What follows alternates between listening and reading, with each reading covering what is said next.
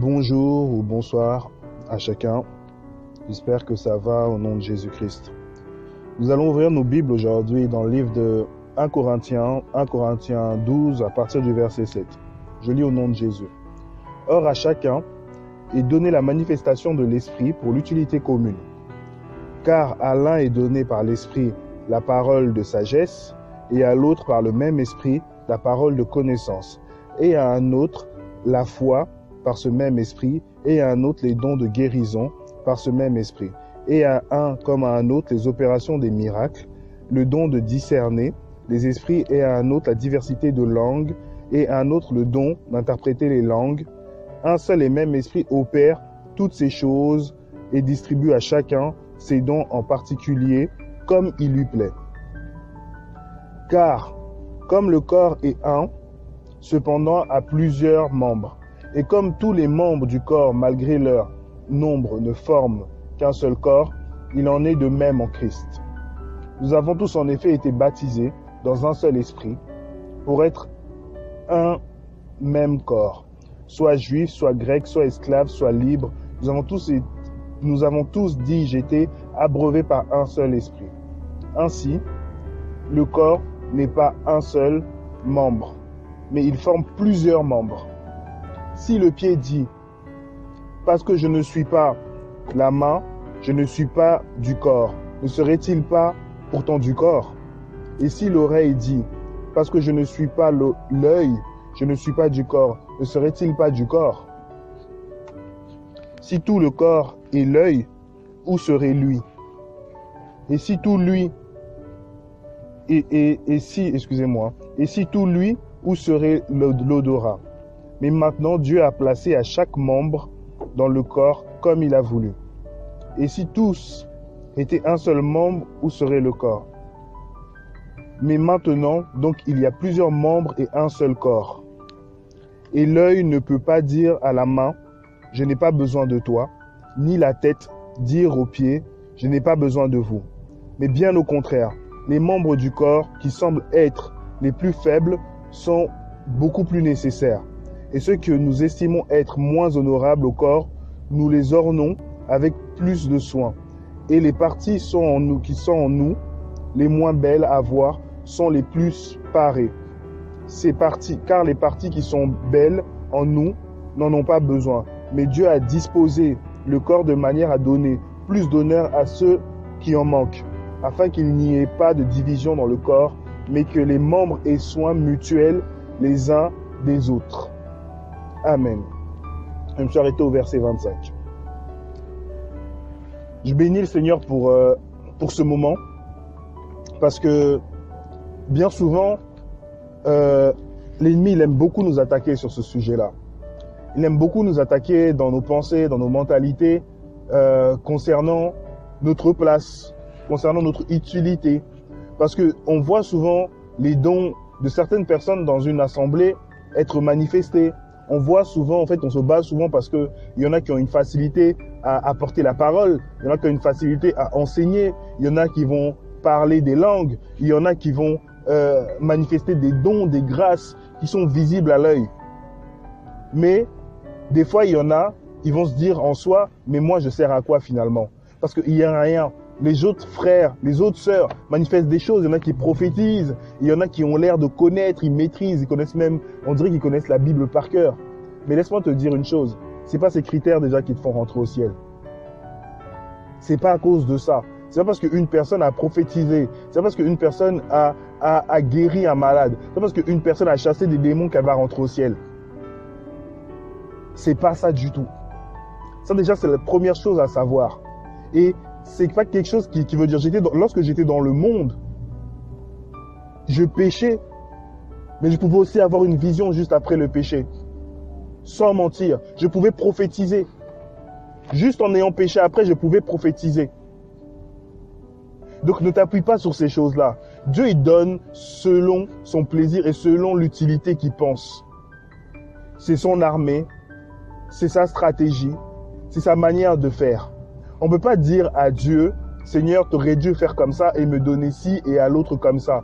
Lorsque on regarde un match, que ce soit de basket, de foot ou de rugby, il faut forcément un entraîneur. C'est l'entraîneur qui détermine qui doit rentrer à tel moment et ce que la personne sera capable d'apporter à son équipe. Si l'atout premier de la personne est la vitesse, alors si l'entraîneur pense qu'il faut qu'une défense soit fatiguée pour qu'il mette la vitesse, c'est sa stratégie. Si c'est le contraire, c'est sa stratégie. S'il a besoin de quelqu'un qui est fort et puissant, donc il commence dès le départ, c'est sa stratégie. Et le Seigneur est le meilleur stratège qu'on a jamais eu. Donc, toute personne qui l'appelle à marcher dans une assemblée, à marcher avec des frères et sœurs, il place quelque chose d'unique en lui. Tu ne peux pas savoir que des fois, ta présence à toi dans une assemblée apporte une paix. Ta présence à toi transmet une paix à celui qui est à côté de toi. Mais sauf que celui qui va prêcher ou celui qui va porter la parole ne détient pas cette grâce-là. Ta présence à toi permet peut-être que la gloire de Dieu soit manifestée plus rapidement. Tu ne sais pas, ton intercession que tu as pu faire la nuit peut permettre aussi de débloquer des choses. Mais ça aussi, tu ne le sais pas. Mais aujourd'hui, je voudrais te dire, arrête premièrement de te minimiser, deuxièmement de minimiser ce que Dieu a mis en toi. Parce que ça devient de l'orgueil après. C'est-à-dire, Seigneur, tu as mal fait le travail avec moi. C'est comme les personnes qui se disent, je vais aller faire la chirurgie esthétique parce que Dieu m'a mal créé. Parce que Dieu pensait que ça n'allait pas être comme ça. Mais Dieu, il a fait tout. Vous savez, pour vous dire comment Dieu fait les choses parfaitement, dans ce monde, des fois, il y a des critères de beauté. Mais vous allez voir que la beauté, ce que certains considèrent beauté, n'est pas la même considération pour les autres. C'est-à-dire qu'il y a un mot qui dit il faut de tout pour faire un monde. Donc le Seigneur, il met des goûts différents pour chacun. Il y en a qui aiment, par exemple, si c'est un homme, il aime les femmes qui sont plus en forme. Il y en a qui aiment les femmes qui sont toutes minces. Il y en a qui aiment les femmes qui sont petites en taille. Il y en a qui aiment ceux qui sont grands en taille. Vice versa, si c'est une femme, il y en a qui aiment les hommes grands, il y en a qui aiment les hommes petits, il y en a qui aiment les hommes crapus, charnus. Il faut de tout. Et c'est comme ça que Dieu a fait les choses. Sinon, tout le monde verrait la même chose, dirait, ben non, il me faut le même style, le même type, et là, il n'y aurait pas de changement. Le Seigneur, il ne ramène pas comme ça. Il a créé, chaque homme est différent, et chaque homme a des goûts différents. Chaque être humain, quand je parle de homme, c'est avec un grand H. Maintenant, c'est la même chose dans le corps. Ça veut dire que nous, on va voir la main.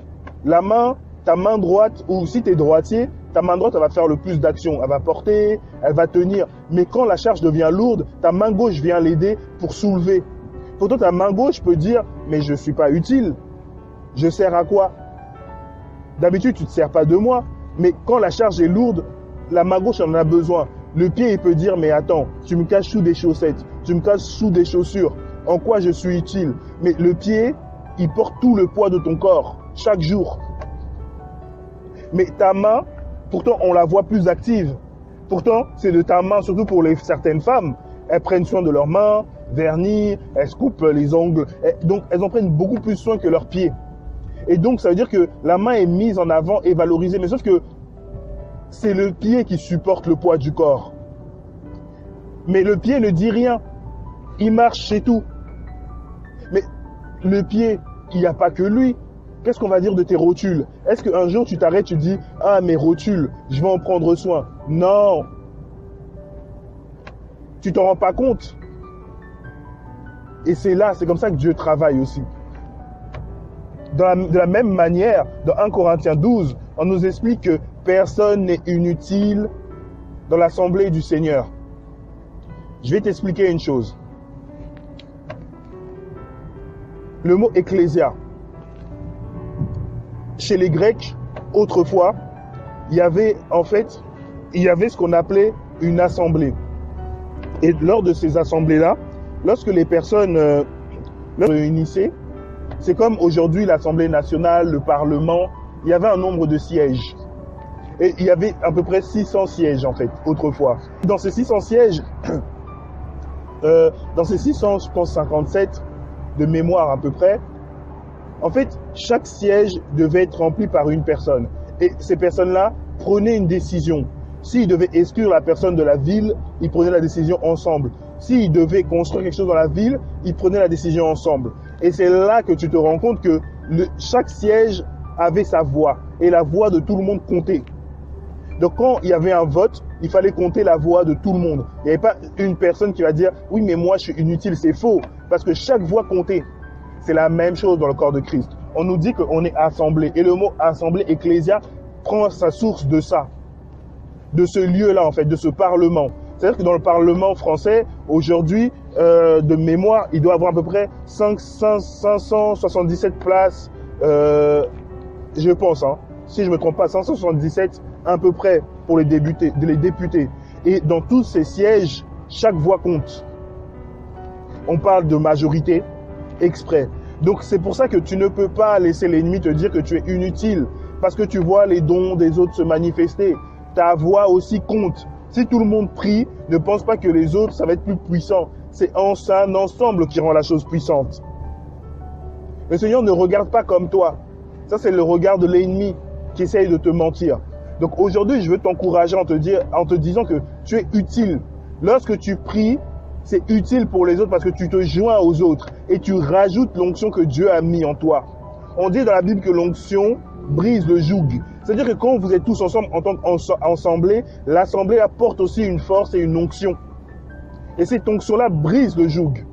Donc c'est important dedans de considérer ce que Dieu a mis en toi. En disant, Seigneur, je te bénis parce que tu as mis en moi des grâces, parce que tu as mis en moi des talents, parce que tu as mis en moi ton intelligence, ta sagesse, qui n'est pas utile pour ma personne, mais pour les autres. Donc ne pense pas, il y a des personnes, lorsque juste leur présence vient, ça te fait du bien. Mais pourquoi? Et parce qu'il y a une paix de Dieu qui habite en eux. Cette personne n'a même pas besoin de parler, elle n'a même pas besoin de dire quoi que ce soit, mais juste sa présence, ça t'apaise. Et tu oublies même tes soucis. Il y a des gens, juste quand tu les vois en train de sourire, mais tu sens le sourire du Seigneur. Vous savez, notre Seigneur, lorsqu'il sourit, l'univers entier tressaille de joie. Alors cette personne a reçu cet héritage-là, du sourire du Seigneur. Donc quand cette personne sourit, il y a quelque chose qui se passe dans ton cœur. Tu dis, mais cette personne, je vois qu'elle sourit, il y a une joie qu'elle me transmet. Mais c'est une grâce. Mais c'est une grâce. Il ne faut pas seulement regarder à ce qui frappe l'œil. C'est pour ça qu'on dit que ceux qui ne se considèrent pas, ils sont couronnés de... ceux qui ne sont pas considérés ou qui ne sont pas vus sont couronnés de gloire. Parce que leur travail peut être aussi intense. Et des fois, de nos jours, en fait, tout le monde mélange aussi les choses. Je voudrais juste te dire ça. Vous savez, l'Église de Christ, on n'est pas tous des briques pareilles. Vous savez, je vois souvent des personnes, parce que dans une assemblée, les gens ils n'ont pas l'habitude de sourire, alors plus personne ne sourit. Sois comme Dieu t'a mis. Dieu il t'a mis toi avec ton caractère, avec ta personne, avec ta joie, avec ton enthousiasme, avec ton accueil. Ne sois pas comme ceux que tu vois faire comme ça. Non. Dieu il t'a appelé toi avec ton caractère. Les apôtres, Thomas, il n'avait pas le même caractère que les autres. Et c'est vrai que le Seigneur il les a appelés. Pierre, il n'avait pas le même caractère que Jean. Et il manifestait pas la même chose. Donc toi, marche avec ce que Dieu t'a donné. Si tu es une personne qui aime les gens, qui aime sourire aux gens, souris. S'il y a des gens qui commencent à dire « Ouais, c'est pas spirituel de sourire », mais ça, c'est leur problème. Parce que toi, tu ne sais pas la grâce que Dieu a mis en toi pour transmettre aux gens. N'ayez pas forcément le sourcil foncé en montrant que tu es plus spirituel que les autres. Marche avec ce que Dieu t'a donné. Dieu t'a donné des dons, des grâces. S'il te dit de prier tout le temps pour les autres, prie. N'attends pas qu'il y ait quelqu'un qui t'accompagne à chaque fois. Oui, prie avec moi. Non. Dieu, il t'a armé pour ça. Il t'a outillé pour ça. N'essayons pas d'être comme ça. Vous savez, je vois des images. Je parlais avec un frère et il me disait la même chose. Il dit, mais je constate que à chaque fois, les gens, ils veulent qu'il y ait un critère pour être accepté. Et dans ce critère-là, il faut ressembler aux autres.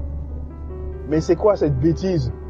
Donc parce que tu montres que tu as le sourcil foncé, que tu es spirituel, parce que tu dis bonjour de telle façon, tu es accepté des autres. On dirait que c'est comme si on dirait que je reviens à l'adolescence. C'est-à-dire que je faisais les bêtises pour être accepté d'un groupe d'amis. Je cherche une place, donc je vous ressemble. Je fais même plus de bêtises que vous pour vous dire, voilà, regardez, je suis comme vous, donc acceptez-moi dans votre groupe. Là, ça montre un manque d'amour. Et ça montre un manque de considération pour toi-même, mais pour ce que le Seigneur aussi a fait dans ta vie. Si tu es une personne, tu as l'habitude d'aimer les autres, aime les autres. Si tu es une personne, tu as l'habitude d'être tout le temps joyeux, sois jovial tout le temps. Si tu es une personne, tu as l'habitude de parler aux autres, parle aux autres. S'il y a une personne qui n'a pas cette habitude et qui veut forcer tout le monde à être comme lui, ça c'est cette personne qui est comme ça. Il faut être équilibré en tout point. Je ne dis pas de tout le temps montrer les dents du matin au soir. Non, c'est pas ça. Mais il faut avoir l'équilibre et aussi que Dieu se serve de ce que toi tu as en toi. Un jour, une personne me disait, et cette personne, elle me disait, mais à un moment, je pensais que les chrétiens, ils souriaient pas. Je pensais que les chrétiens, ils étaient jamais heureux. On dirait que dans leur vie, dès qu'ils donnaient leur vie à Jésus, ils avaient un fardeau sur le dos et ils pouvaient plus être heureux. Mais dans la Bible, on nous dit, soyez dans la joie. Et il y a des chrétiens, ils arrivent pas, ils manifestent plus de joie. C'est fini. On est trop spirituel. On a dépassé Jésus en spiritualité. Jésus, il rigolait. Quand Jésus il est ressuscité, qu'est-ce qu'il a fait? Lui qui était si, comment dire, plus TTS comme on dit, il a demandé donnez-moi du poisson. Du poisson, on a servi du poisson. Les gens ils étaient choqués, ils viennent apparaître, les ressuscités, mais ils demandent à manger. On dit mais attends. Mais les gens qui sont trop TTS, eux pour eux, voilà, on sourit plus comme on est spirituel, mais c'est pas ça. Ça veut rien dire. Ton sourire transmet des choses. Si le Seigneur t'a mis une joie ou un sourire sur ton visage, c'est pour le transmettre aux autres. C'est pour transmettre ce caractère-là aux autres. On n'est pas appelé sur terre à être malheureux. On n'est pas appelé sur terre à être là comme des vieux sacs. On est là, oui, on a... Non. Transmettez cette paix que le Seigneur vous a donnée. Transmettez cette douceur que le Seigneur t'a donnée. La douceur, le Seigneur en parle tout le temps. Il demande toujours de porter cette douceur-là. Ne néglige pas ces choses. Ne néglige pas la grâce que Dieu a mis en toi. N'écoute pas l'ennemi te mentir à ton sujet. Mais toi, surtout, honore ce que Dieu a mis en toi. Que vraiment, ça puisse se fructifier. Si Dieu t'a emmené à exhorter, exhorte les autres. Si Dieu t'a emmené à soutenir, soutiens les autres. Si Dieu t'a emmené à donner pour les autres, donne pour les autres. Si Dieu t'a emmené à donner de la joie, donne la joie pour les autres. Si Dieu t'a emmené à appeler les autres, appelle les autres. Mais ne fais pas ça parce que les autres ne le font pas. Ne suis pas les gens, parce que c'est toi qui devras des comptes au Seigneur. Parce que c'est ce que lui il t'a donné. Et te dira, qu'as-tu fait de ce que je t'ai donné? Demeure béni en Jésus-Christ. Et je prie vraiment que tu puisses prendre conscience de la grâce que Dieu a mis en toi et de l'utilité que tu as. Donc, fais ces choses-là parce que ça me fera du bien à moi et ça fera du bien aux gens qui t'entourent aussi. Et ne regarde pas à ceux qui sont toujours là avec un regard néfaste ou autre chose en fait, ou critique. Toi, fais ce que tu considères, ce que tu vois que Dieu t'a donné en fait. Mets-le en pratique. Ciao. Bonjour ou bonsoir à chacun.